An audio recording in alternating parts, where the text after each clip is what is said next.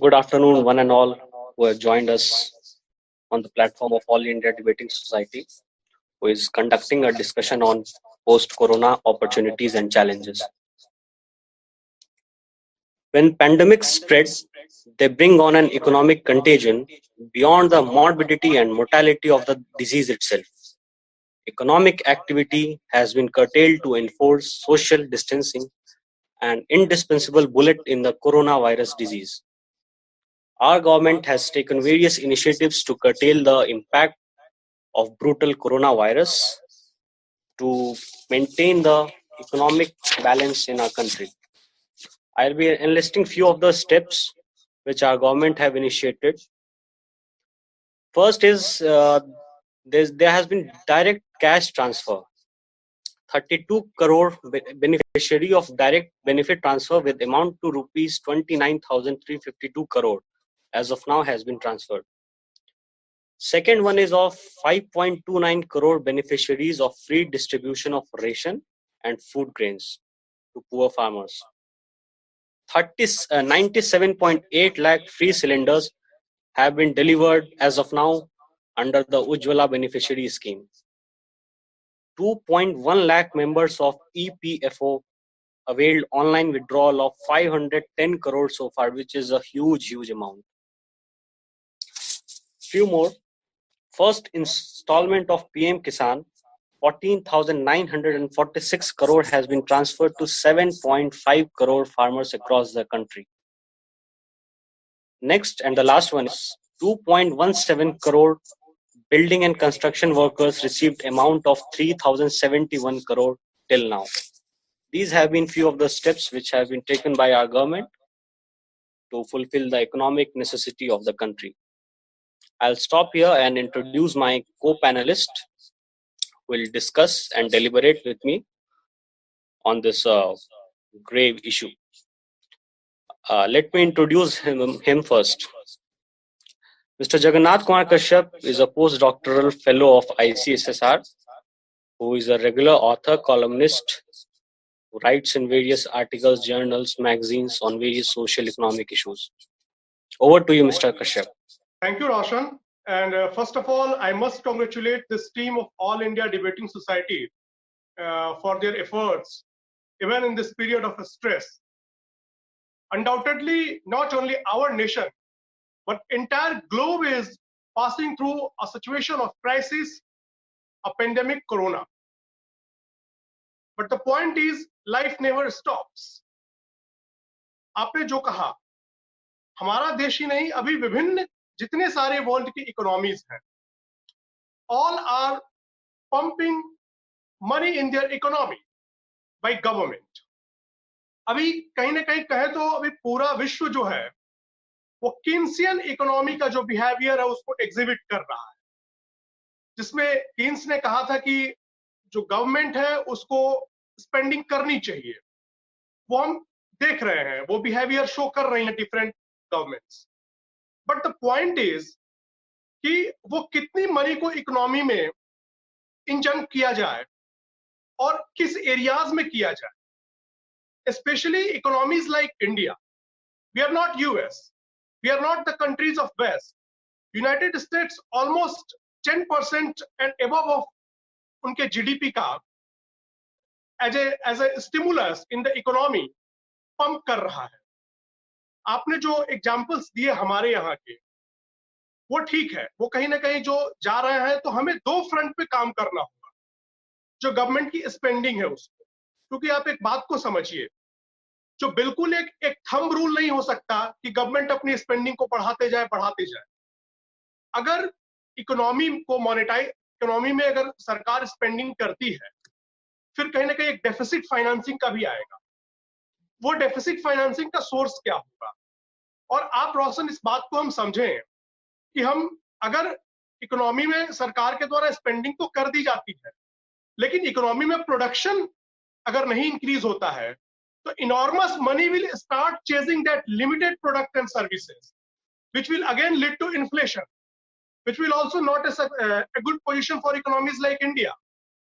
But we should be thankful to our government कि अभी जो हम दो फ्रंट पे भारत की सरकार एक लड़ाई लड़ रही है, पहला तो कि इस देश के लोगों को सुरक्षित रखना, उनके स्वास्थ्य के ख्याल रखना, 135 करोड़ लोगों के स्वास्थ्य का ख्याल रखना, और दूसरा इस देश की अर्थव्यवस्था का भी ख्याल रखना और उन लोगों की लाइवलीहुड का भी ख्याल रखना।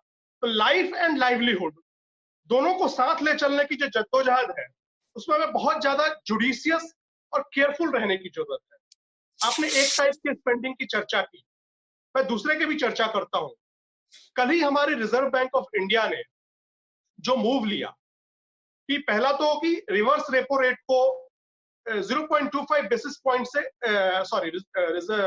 रिवर्स रेपो को 25 बेसिस पॉइंट से रिड्यूस किया, यानी कि वो 0.25 घट करके जो 4% था रिवर्स रेपो वो 3.75 आ गया। It means RBI wants that bank should lend, but the point is कि बैंक लेंड करने के लिए तैयार है, क्या लोग बोरो करने के लिए तैयार हैं?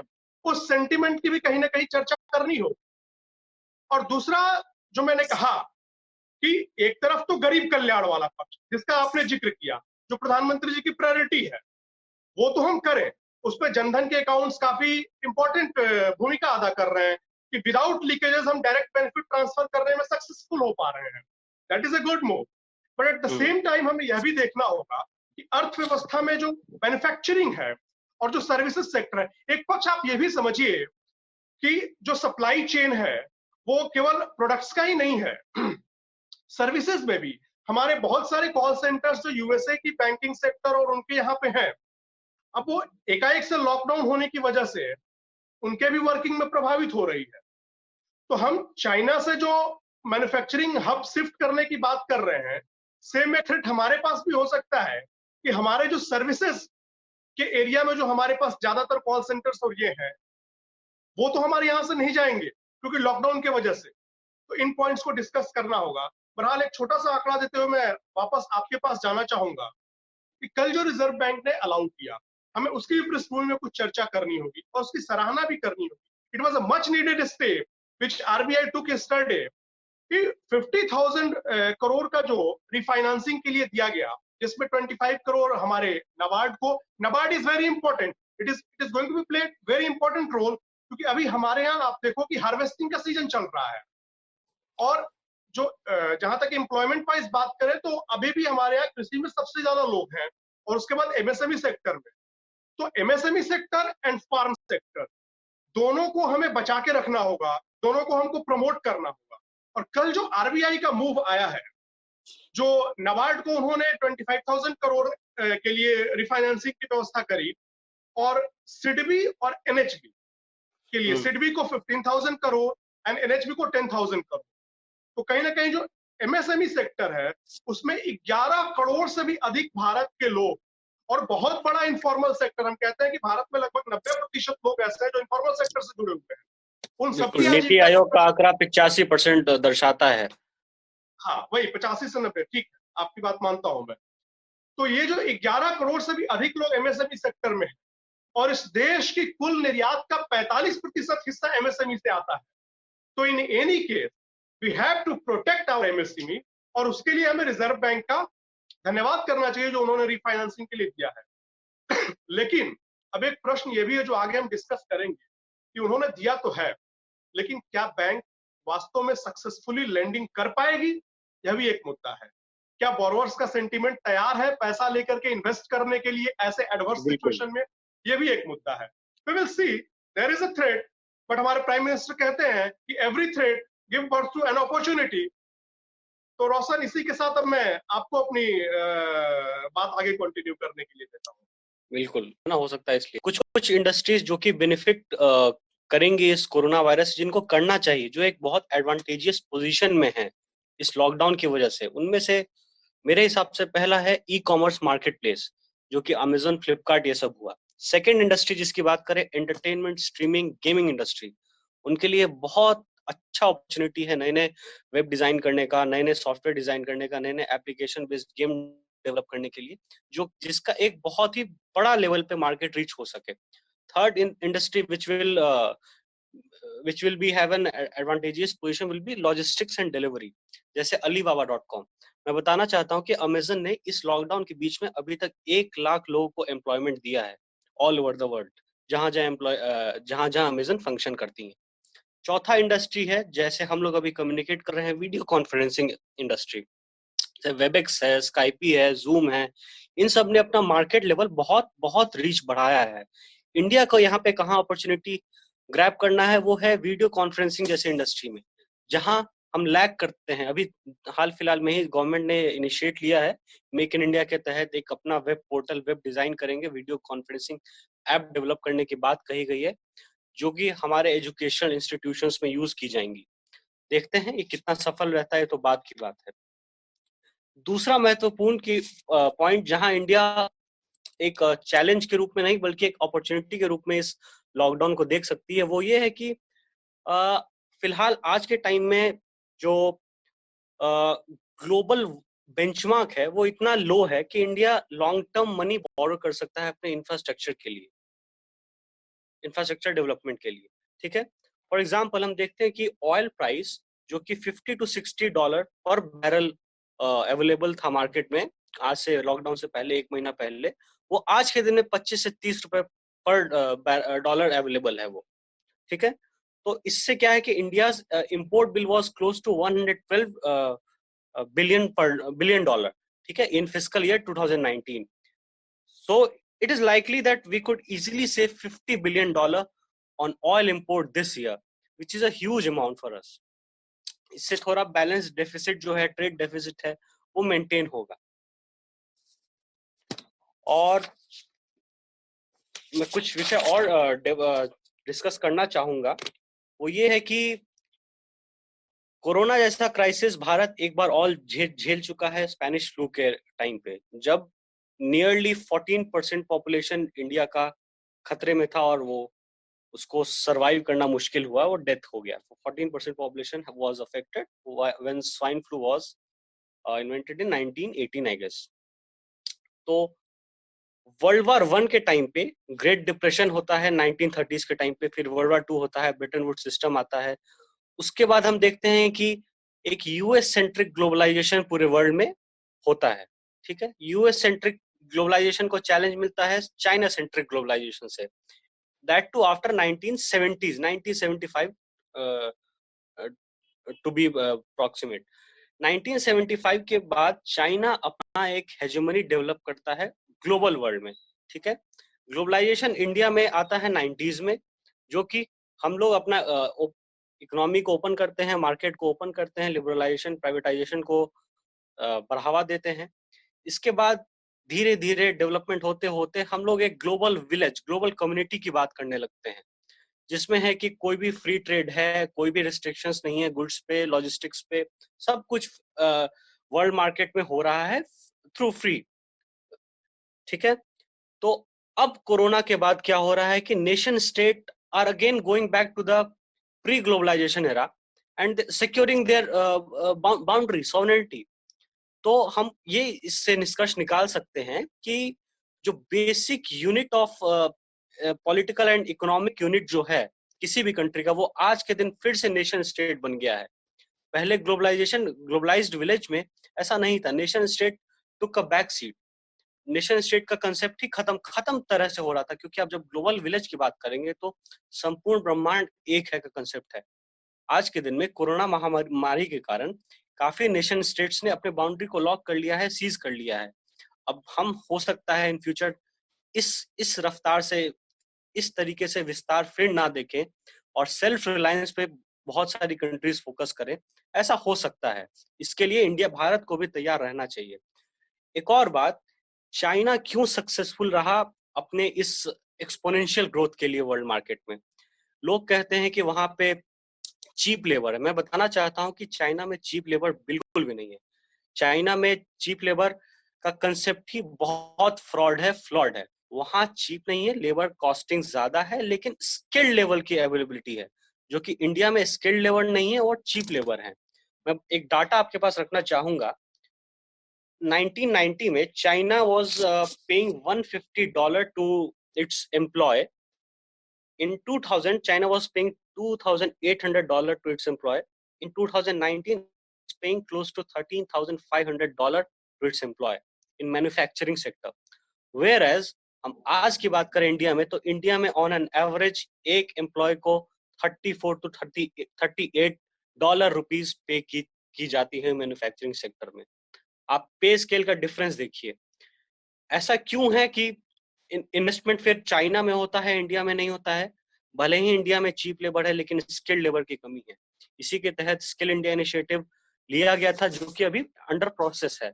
और कहा जाता है अगर स्किल इंडिया को प्रमोट किया जाए तो कोरोना जैसे महामारी के कारण के इम्पैक्ट से हम बहुत बहुत हद तक उबर सकते हैं। आप कुछ अगर इस विषय पे कहना चाहें तो? मैं बिल्कुल आपकी बात को कंटिन्यू करना चाहूंगा रोशन, और मैं वहां से शुरू करना चाहूंगा जब सबसे पहले हमने बात की थी कि सेंटिमेंट ऑफ इन्वेस्टर्स की। जैसा कि आपने अपने चर्चा में कहा कि जो इन्वेस्टर्स हैं वो जो दो चीजें आपने जिक्र किया है, marginal propensity to consume and marginal propensity to save, और कहीं ना कहीं कहा कि वो सेविंग की तरफ जाएगा। यहाँ फिर आरबीआई का रोल आता है कि वो अपने मॉनेटरी पॉलिसीज के थ्रू जो हमारा डिपॉजिट जैसे कि सेविंग पे इंटरेस्ट रेट हो उसको रिड्यूस करना, एफडी पे इंटरेस्ट रेट हो उसको रिड्यूस करना, और दूसरी तरफ जो लेंडिंग रेट्स हैं उनको रिड्यूस करना। तो कहीं ना कहीं हम सेविंग को उस तरीके से डिस्करेज करने की ओर बढ़ेंगे और इन्वेस्टमेंट को इनकरेज करने की ओर बढ़ेंगे। लेकिन वो भी तब होगा जब एक कंड्यूसिव इन्वायरमेंट। दोनों ही चीजें गवर्नमेंट को, अभी आप देख रहे थे कि पहले भी कहीं ना कहीं हमारी इकोनॉमी स्लम्प इन डिमांड को फेस कर रही थी, विशेष करके ऑटोमोबाइल सेक्टर वो सब पे। तो कहीं ना कहीं हमें दोनों ही मेजर्स लेने होंगे, एक तो सप्लाई साइड मेजर्स भी लेना होगा और दूसरा डिमांड साइड मेजर्स भी लेना होगा। लोगों के जेब में पैसे भी जाएं और उन पैसों का प्रयोग उत्पादन के लिए भी हो, जो एक पूरी की पूरी साइकिल होती है कि अगर जो प्रोडक्शन होता है तो जो भी फैक्टर ऑफ प्रोडक्शन उसमें यूज होगा, land, labour, capital and entrepreneur, तो उनके पास जो रिटर्न जा रहा है उसका वापस फिर यूज होता है कंजम्पशन के लिए। तो इस प्रकार से प्रोडक्शन भी होता है और जो प्रोड्यूस हुआ उसका कंजम्पशन भी होता है। तो कहीं ना कहीं इसको एक बैलेंस करने की जरूरत होगी अर्थव्यवस्था में।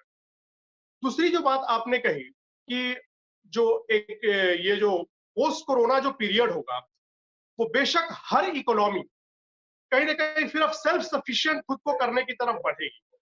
क्योंकि आप देख सकते हैं, हम बिल्कुल आपने सही कहा कि ये जो कोरोना स्प्रेड हुआ इतना तेजी से, इसके पीछे भी जो seamless movement of people and seamless movement of goods across the country है, जो आपने कहा कि वर्ल्ड जो है ग्लोबल विलेज बन चुका है। तो इसके बाद कहीं ना कहीं दुनिया की हर अर्थव्यवस्था चाहेगी, जैसे आप अभी देख रहे हो कि जापान अपने यहाँ की कंपनीज को चाइना से विड्रॉ करने के लिए पैकेजेस दे रही है। तो हर देश की अर्थव्यवस्था चाहेगी कि उसकी कंपनी या तो अपने कम से कम एटलीस्ट अपने यहाँ सारी कुछ चीजें ना डेवलप कर पाए तो कम से कम डाइवर्सिफाई करे।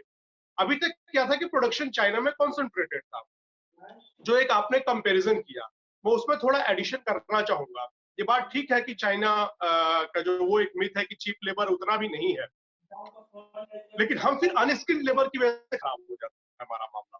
तो कहीं ना कहीं अभी जो हमारा पॉपुलेशन है वो बेशक हमें इसमें हेल्प करने वाला है, बिकॉज चूंकि हम यूथ पॉपुलेशन है तो we are less prone to sickness and less prone to even corona like disease, तो हम जल्दी रिकवर करेंगे। और जो हमारे यहाँ स्किल्ड इंडिया जैसे इनिशिएटिव है, अगर उसको हम रॉबस्ट तरीके से उस पर ध्यान देते हैं, लोगों को स्किल्ड करते हैं, और तब हम कहीं ना कहीं अट्रैक्ट कर सकते हैं जो चीजें चाइना से शिफ्ट करेंगी। हालांकि उसमें भी काफी उसका रेट कन्वर्टेबिलिटी इंडिया में आने का 0.05 है। मैं एक जगह आंकड़ा देख रहा था, जो चाइना से अगर वो शिफ्ट भी कर रहे हैं तो इंडिया में उसको रिसिचुएट करने का रेट 0.05 के अराउंड है, काफी कम आ रहा है। लेकिन हम उनको अपनी तरफ अट्रैक्ट कर सकते हैं अगर हम उनको, जैसे कि हमारे कुछ लेबर लॉज है, इंडिया के लेबर लॉ को स्ट्रिंजेंट माना जाता है अभी भी। लेबर लॉ रिफॉर्म का चर्चा लंबे समय से हमारे यहाँ चल रहा है, तो अपने लेबर लॉ को हम थोड़ा रिफॉर्म करें, थोड़ा कुछ चीजें उनको और भी दें जिससे कि उनको लगे, और फिर अपने यहाँ के लेबर को स्किलफुल बनाए। बट फिर यहाँ दो बातें ध्यान रखनी होगी। एफडीआई इस तरह से जो आएगा वो एफडीआई है, जो फॉरेन इन्वेस्टमेंट दो तरीके के हमारे यहाँ आते हैं रोशन। एक तो फॉरेन इंस्टीट्यूशनल इन्वेस्टमेंट FIIs, जो कि काफी वोलेटाइल इन नेचर होते हैं। जैसे कि इस तरह की जो भी समस्या आई, अब जैसे मान लो कि अगर USA अपने यहाँ ज्यादा कुछ उनको बेनिफिट दे रहा है, तो FIIs विड्रॉ होनी शुरू हो जाएंगी हमारे यहाँ से। तो जो अभी फॉरेक्स इंडिया का सबसे बढ़िया स्थिति में है, अभी तक के सबसे बेस्ट फॉरेक्स हमारी स्थिति है। हाँ, तो FIIs चूंकि, इसलिए आप FDI पे क्यों जाते हैं ज्यादा? ऐसा नहीं कि FDI विड्रॉ नहीं हो सकती, FDI भी विड्रॉ हो सकती है, लेकिन वो एक लॉन्गर प्रोसेस होता है। FIIs बहुत फास्टली हमारे यहाँ आती है और हमारे यहाँ से जा भी सकती है। तो हम बेशक उनको FDI और FII को अपने यहाँ अट्रैक्ट करने की कोशिश तो करें, but at the same time फिर मैं वही कहूंगा कि आप अपने यहाँ के इंडस्ट्री को, ये गोल्डन अपॉर्चुनिटी है। जब आप यहाँ अपने यहाँ के डोमेस्टिक इंडस्ट्रीज, आपने जिन इंडस्ट्रीज का नाम बताया, फार्मास्यूटिकल्स की इंडस्ट्री हो गई या अन्य इंडस्ट्री हो गई, उनको आप अपने यहाँ इतनी अपॉर्चुनिटीज दें कि वो जो है आपके यहाँ फ्लरिश करें, वो आपके यहाँ स्ट्रॉन्ग हो। ये गोल्डन अपॉर्चुनिटी है। क्योंकि मैं एक बात कहना चाहूंगा, क्योंकि आप एक बात समझो कि ठीक है, आप FDI आपके यहाँ आ गई, ठीक है, उसने कुछ एम्प्लॉयमेंट भी आपके यहाँ जनरेट कर दिया, लेकिन अल्टीमेटली जो प्रॉफिट इस मार्केट से उनको मिलेगा वो कहाँ जा रहा है? मैं एक पॉइंट इसमें ऐड ऑन करना चाहूंगा। बेशक, बस इसको मैं पूरा करूँ। वो जो एंटरप्रेन्योरशिप का रिटर्न है वो अब्रॉड में जाएगा। अगर आप अपने ही यहाँ के ऑर्गेनाइजेशंस को स्ट्रेंथन करें, आप अपने, और फिर मैं वापस कहना चाहूंगा, हमें उसी गांधीयन मॉडल की तरफ भी सोचने की जरूरत है, जो गांधी जी ने कहा था, ग्राम स्वराज की बात कही थी कि हर विलेज अपने आप में सेल्फ सफिशिएंट हो जाए। अभी इस प्रॉब्लम को न केवल ग्लोबल, बल्कि हम अगर इंडिया के भी रेस्पेक्ट में देखें, तो एक बहुत बड़ा मुद्दा जो उभर करके, मैं थोड़ा इकोनॉमी से डाइवर्ट कर रहा हूँ, जो बहुत बड़ा मुद्दा उभर करके हमारे यहाँ इसमें दिखा है, वो माइग्रेशन का मुद्दा आया है। इंटर स्टेट माइग्रेशन जो हमारे यहाँ होते हैं, और वो कहीं ना कहीं एक्सपोज करता है कि इन 70 ईयर्स में जो हमारे यहाँ एक जो हमने रीजनल इम्बैलेंस रहा, जो हमारे यहाँ डिस्पैरिटी रही डेवलपमेंट की, और जो इम्बैलेंस रीजनल डेवलपमेंट हुआ वह भी एक्सपोज हुआ है। तो हमें इसका भी ध्यान रखना है, और कहीं ना कहीं हम बैलेंस्ड रीजनल डेवलपमेंट इंश्योर करने का जो सबसे बेहतर व्हीकल हमारे पास है वो है MSME। तो बेशक हम FDI को अट्रैक्ट करने की तरफ सोचें, लेकिन इस अपॉर्चुनिटी का यूज हमें अपने MSME को भी स्ट्रेंथन करने के लिए सोचना होगा, सो दैट कि भविष्य में इस तरह की कोई मुश्किल आए तो हम इतने सेल्फ सफिशिएंट रहें कि हम अपने इंडस्ट्री को, अपने मैन्युफैक्चरिंग को, क्योंकि आप समझिए कि बिना मैन्युफैक्चरिंग सबसे परमानेंट ग्रोथ जो होता है, सबसे सस्टेनेबल ग्रोथ है, वह तब है जब आपके मैन्युफैक्चरिंग सेक्टर मजबूत हो, और मैन्युफैक्चरिंग सेक्टर में बैलेंस बहुत जरूरी है। FDI भी उसमें चाहिए, लेकिन मेक इन इंडिया का पर्पस तब पूरा होगा जब कंप्लीटली इंडियन बेस्ड प्रोडक्शन की तरफ हम जाएंगे। Over to you. मैं आपके पॉइंट से पूर्णतः सहमत हूं। मैं इसमें कुछ पॉइंट ऐड ऑन करना चाह रहा था कि चाइना में फॉरेन कंट्रीज MNCs क्यों इन्वेस्ट करना चाहती हैं, उसका एक प्रमुख कारण वहां पे इलेक्ट्रिसिटी भी है। चाइनीज गवर्नमेंट 3 रुपीज पर किलोवाट इलेक्ट्रिसिटी प्रोवाइड करती है, whereas Indian government 8 to 9 rupees charge करती है पर किलोवाट। सो एक इन्वेस्टमेंट के लिहाज से अगर कंपनी इन्वेस्ट करना चाहती है तो इलेक्ट्रिसिटी एक बहुत ही इंपॉर्टेंट मुद्दा रहता है। जहां पे आप चीप रेट पाएंगे वहां पे आपका इन्वेस्टमेंट होगा। सेकेंडली, आपने फार्मास्यूटिकल की बात कही, बहुत बहुत सही बात की। इंडिया एक टाइम पे हब हुआ करता था फार्मास्यूटिकल इंडस्ट्री में, बट ये भी चाइना ने छीन लिया इंडिया से। वो कैसे छीना? चाइना ने बेसिकली एक, मैं आपको ऐसे समझाऊं तो उन्होंने एक सेंटर डेवलप किया। जैसे इंडिया में स्पेशल इकोनॉमिक जोन का कंसेप्ट है, वहां पे एक क्रिस्टल बनाया, इस आइटम के लिए एक क्रिस्टल बनाया, इस आइटम के लिए एक जोन टाइप कर दिया, जोन आउट कर दिया चाइना ने अलग अलग गुड्स के लिए, गुड्स एंड सर्विसेज के लिए। तो वैसे ही वुहान में फार्मास्यूटिकल इंडस्ट्री का बेस स्टैब्लिश किया चाइना ने। और आज के टाइम में देखते हैं कि इंडिया का 85% एपीआई मतलब कि एक्टिव फार्मास्यूटिकल इंग्रेडिएंट्स जो है वो चाइना से इंडिया को इंपोर्ट करना पड़ता है। इसी का नतीजा है कि आप जो हाइड्रोक्लोरोक्विन का भी मेडिसिन की इतनी बात चर्चा चल रही है, उसके लिए भी इंडिया चाइना से ही इंपोर्ट करती है, वहां से रॉ मटेरियल आता है, फिर आप यहाँ पे प्रोसेस करते हैं उसको, ठीक है। तो और इसी लिहाज से आप ये इसमें पैरासीटामोल का भी प्राइस आज के टाइम में 50% सर्ज कर चुका है, हायर है, क्योंकि चाइना में भी इसका शॉर्टेज है, इंडिया में भी शॉर्टेज है, तो जब तक रॉ मटेरियल आता है तब तक फिर प्रोसेसिंग में काफी टाइम कंज्यूम हो जाता है। तो इंडिया का काफी ओवर डिपेंडेंस है रॉ मटेरियल पे। बस एक पॉइंट मैं आपको एक फिगर देना चाहूंगा कि चाइना इंडिया का सबसे बड़ा एक्सपोर्टर है, followed by US and UK. ठीक है, till 2019 China exported goods worth $90.4 billion to India and accounted for 14.63 of the exports. बिल्कुल। तो हमें हमें इसी इसी इसी जो को निगेटिव जो बीओपी है उसके साथ इसी को हमें करेक्ट करने की जरूरत है। आप इस चीज को समझें और ये चीजें कैसे करेक्ट हो पाएंगी, जो हमारा ट्रेड डेफिसिट है उसके साथ ये कैसे करेक्ट हो पाएंगी, उसके लिए आप जैसे अभी थोड़ी देर पहले पिछले अपने जो आपने पॉइंट्स रखे उसमें आप जिक्र कर रहे थे कि अभी कुछ चीजें हमारे फेवर में है। उसमें आपने कहा कि ऑयल प्राइसेस, बेशक अभी चूंकि प्रति बैरल ऑयल प्राइस डाउन है तो कहीं ना कहीं हमें एक लिवरेज है, हमारे पास एक स्कोप है खुद को अपनी इकोनॉमी को एक्सपेंड करने का, और हम अपने फिस्कल डेफिसिट को का स्ट्रेस उतना ज्यादा हमारे ऊपर नहीं रहेगा और हम कहीं ना कहीं थोड़ा ज्यादा स्पेंडिंग कर सकते हैं। लेकिन आप ये समझो कि ऑयल प्राइस का कम होना या ज्यादा होना वो हमारे कंट्रोल में नहीं है, और ना ही वो एक ऐसी चीज है जो हमेशा कम होएगी। शायद चीजें बेहतर हो तो ऑयल प्राइस ऊपर भी जा सकता है और तब ये एडवांटेज हमसे छिन जाएगा। तो जब तक वो एडवांटेज हमारे पास है तब तक हमें ऐसे स्टेप्स लेने होंगे जो कि परमानेंट सॉल्यूशन के तौर पे हमारे पास आए। जैसे कि आपने कहा कि चाइना ने इन चीजों का अपने पास विकास किया। मैं उसी कंडीसिव इन्वायरमेंट की बात अपने इसके पहले वाले कमेंट में कर रहा था कि हमें वो कंडीसिव इन्वायरमेंट देना होगा जिस वजह से जो कंपनीज चाइना से फ्लाई करना चाहती हैं वो हमारे यहाँ आए, हमारे यहाँ उत्पादन शुरू करें, या फिर जो दूसरे तरीके हैं। और जब तक हम चाइना पे डिपेंडेंट रहेंगे या किसी भी चीजों पे डिपेंडेंट रहेंगे तो कहीं ना कहीं जब वहां ट्रबल होगा तो उसी रेशियो में हमें भी मुश्किलों का सामना करना पड़ेगा। तीसरा जो मैं पॉइंट कहना चाहूंगा कि हमें कहीं ना कहीं इंपोर्ट से एक्सपोर्ट ओरिएंटेड अब बनना होगा, और वो कब होगा जब जिन चीजों में हमें महारत है, हमारे लोकल रिसोर्सेज जिन चीजों में है, तो कहीं ना कहीं हमें अपने प्रोडक्शन को डिसेंट्रलाइज करना होगा।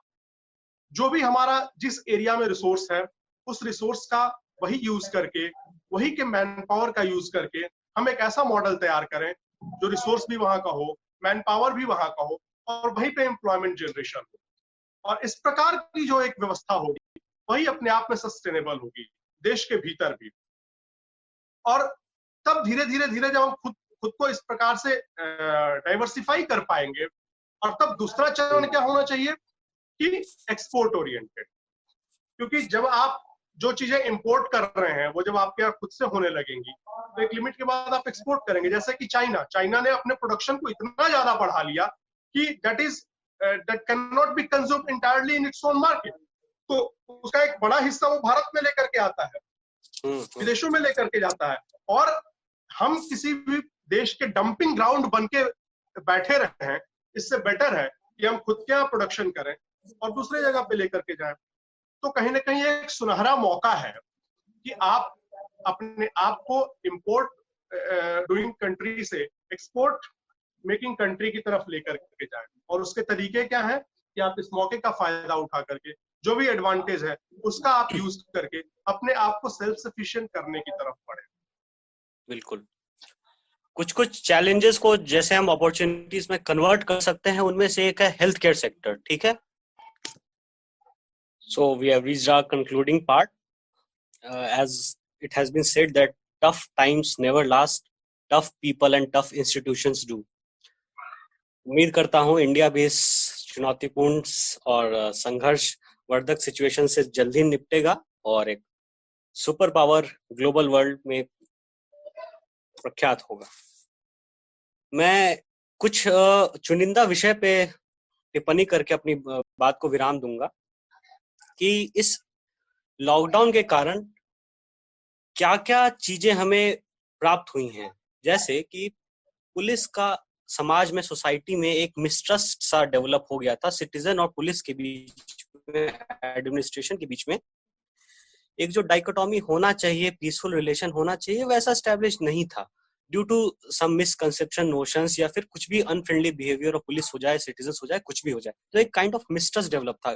बट इस लॉकडाउन में इस प्रकार एडमिनिस्ट्रेटिव सर्विस ऑफिसर्स ने, पुलिस ने, सिविल पर्सनल्स ने, एनजीओज ने, सिविल सोसाइटी ने सामने आके अपनी योगदान दिया है और बखूबी सिटीजन्स को हर जरूरी संभव और गुड्स एंड सर्विसेज के डिलीवरी में मदद किया है।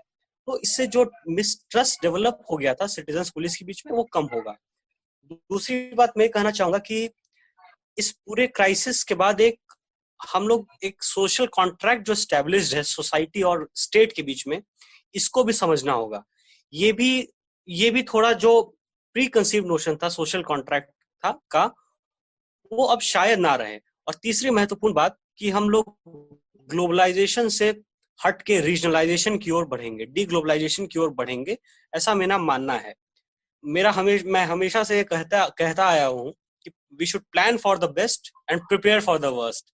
लेट अस सी क्या होता है। Roshan, as you rightly said, finally we have reached to our concluding remarks. एक दो छोटी सजेशन मैं दूंगा और उसके बाद से मैं भी अपने बात को खत्म करूंगा आज के लिए। एक तो जैसा कि अभी अपने आखिरी संबोधन में प्रधानमंत्री जी ने जब 3 मई तक लॉकडाउन को बढ़ाया, तो कहा था कि 20 अप्रैल तक वो चीजों को रिव्यू करेंगे और उसके बाद कुछ जगहों पे चीजें खोली जाएंगी। किस तौर पे खोली जाएंगी इसे भी समझना बाकी है। एक छोटा सुझाव उस संदर्भ में मेरा होगा कि वो डिस्ट्रिक्ट्स या वो ग्रामीण क्षेत्र जो अभी भी कोरोना की जद से पूरी तरह से बाहर हैं, और ये जो डेली वेजेस वाले लेबरर्स हैं जो वहां हैं और जॉबलेस बैठे हुए हैं, तो हम ये कर सकते हैं कि हम एमजी नरेगा के तहत फंड पंप करके और वहां कार्य शुरू कराएं और उन लोगों को अपने ही घर के आसपास मनरेगा के थ्रू कोई ना कोई काम दे और वहां पे उस तरह के कुछ सैनिटेशन के प्रोग्राम में उनको लगाएं, या उस तरह का कुछ लोकल लेवल पर एसेट क्रिएशन लाइक नाला बनाना हो, नाले की सफाई, लाइक समथिंग लाइक दैट, तो हम ये कर सकते हैं। दूसरा, अभी जैसा कि हमने कहा कि हार्वेस्टिंग का सीजन था और अभी गांव में फसलों की कटाई चल रही है, उसके वजह से लोग नहीं मिल रहे हैं, तो हम एक उसके लिए कोई कोऑपरेटिव ग्रामीण स्तर पर निर्माण करते जिन जगहों पे कोरोना नहीं और खोला जाए, और उनके बॉर्डर को इस तरह से बिल्कुल सरकार तो सील रखे कि नहीं कि आवागमन अंदर का इस जिले का दूसरी जगह और वहां से अंदर आना तो बंद ही रहेगा। अंदर ही जो लोग प्रेजेंट है वही एक कोऑपरेटिव वगैरह का निर्माण करके और एक दूसरे की फसलों की कटाई करें और उनका पेमेंट मनरेगा के थ्रू आप कर दीजिए। इससे क्या होगा कि एग्रीकल्चर का कार्य भी आगे बढ़ता रहेगा, ह्यूमन रिसोर्स की शॉर्टेज भी कम हो जाएगी, मनरेगा फंड का भी सही यूज हो जाएगा और एक कंजम्पशन जो हमारा लोकल कंजम्पशन है विलेज लेवल पे वो मेंटेन रहेगा। दूसरा, एक छोटा सा मैं कहना चाहूंगा कि जैसे कि अभी आरबीआई ने अनाउंस किया सिडबी को रिफाइनेंसिंग फंड दिए हैं, एनएचबी को दिए हैं और नाबार्ड को दिए हैं। सिमिलरली एक काम हमें और करना चाहिए, जो एग्रो बेस्ड इंडस्ट्रीज है और जो एमएसएमईज है, तो उनको इस चीज से बाहर आने के लिए पोस्ट कोरोना हमें थोड़ा टैक्स रिलीफ देना चाहिए, कुछ टैक्स हॉलीडेज देना चाहिए स्मॉलर एमएसएमईज को, सो डैट कि वो सस्टेन कर पाए, वो इस चीज से, इस स्ट्रेस से आगे निकल पाए। जैसा कि मैंने पूर्व में भी कहा कि हमारे जीडीपी का लगभग 29% हिस्सा एमएसएमई का है और हमारे निर्यात का लगभग 45% हिस्सा एमएसएमई का है और लगभग 11.11 करोड़ लोग उसमें रोजगार पा रहे हैं। तो इस सेक्टर पर हमें ध्यान देना होगा इस दौरान। तीसरा मेरा एक इस मुश्किल दौर में सजेशन है कि एक जो चीज एक्सपोज होकर के सामने हमारी कमजोरी आई है कि जो स्टेट माइग्रेशन, एज यूजुअल हम सब पॉलिटी के भी स्टूडेंट हैं, आर्टिकल 19 अलाउ की free movement of people across the country anywhere, but लेकिन आपको ये समझना चाहिए कि मूवमेंट तो फ्री हो, निर्बाध हो, लेकिन उसका रिकॉर्ड होना चाहिए। अभी जो माइग्रेंट्स लेबर की, चाहे वो आनंद विहार में भीड़ जमा हुई हो या अभी 2-3 दिन पहले जो मिसहैप मुंबई में होते होते बचा और इकट्ठे भीड़ जमा हो गई, उसके कारणों की समीक्षा हमारा काम अभी फिलहाल तो नहीं है, लेकिन हमें यह समझना होगा कि ये लोग अगर घर जाने के लिए भी अगर जमा हो रहे हैं तो क्या जिस राज्य से आए थे उस राज्य के पास इसका रिकॉर्ड था? तो कहीं ना कहीं हमें एक रजिस्टर मेंटेन करने की जरूरत है कि जब एक गांव के या एक जिले के लोग जाते हैं तो ब्लॉक लेवल पर ही सही, अपने तालुका लेवल पर ही सही, एक प्रॉपर मेंटेनेंस होना चाहिए कि यहाँ से कितने लोग बाहर जा रहे हैं और किस पर्पस से जा रहे हैं। उसमें क्या होगा कि इस तरह की आपदा की स्थिति आती है तो उन तक हम आसानी से, दिल्ली में सभी राज्यों के अलग अलग अपने कार्यालय होते हैं, तो उसके कार्यालय के माध्यम से या अन्य माध्यमों से उन लोगों को आसानी से हम मदद पहुंचा सकते हैं। तो कहीं ना कहीं माइग्रेशन पॉलिसी हर स्टेट को बनाना चाहिए और proper maintenance of its migrant people, चाहे वो अपने ही देश के अंदर हो, पर बनाना चाहिए। ठीक वैसे जैसे हम विदेश जाते हैं तो हमारे देश के पास रिकॉर्ड होता है। ये मेरे 2-3 सुझाव थे और इसके अतिरिक्त अब मैं भी अपनी वाणी को यहीं पे विराम देता हूँ इस शुभकामना के साथ कि हम जल्दी से जल्दी इससे वापस आ जाएं। और फाइनली मैं एंड करूं इससे पहले इस पूरे कार्यक्रम को तैयार करने में जो हिडन 2 लोगों की भूमिका रही है, हमारे टीम के शिवेंदु और सुदर्शन, उनका मैं धन्यवाद करना चाहता हूं। बेशक हम लोग स्क्रीन पे दिख रहे हैं पर वो लोग बिहाइंड द स्क्रीन जो भी इसकी टेक्निकलिटीज है वो देख रहे हैं। तो I would also like to thank them, और पूरी टीम को मैं धन्यवाद देना चाहता हूँ और ऑल इंडिया डिबेटिंग सोसाइटी के पूरे एक्सटेंडेड परिवार को भी मैं धन्यवाद देना चाहता हूं और शुभकामनाएं देता हूं कि आप घर पे रहें, सुरक्षित रहें, कुछ सकारात्मक करते रहें, कुछ रचनात्मक करते रहें।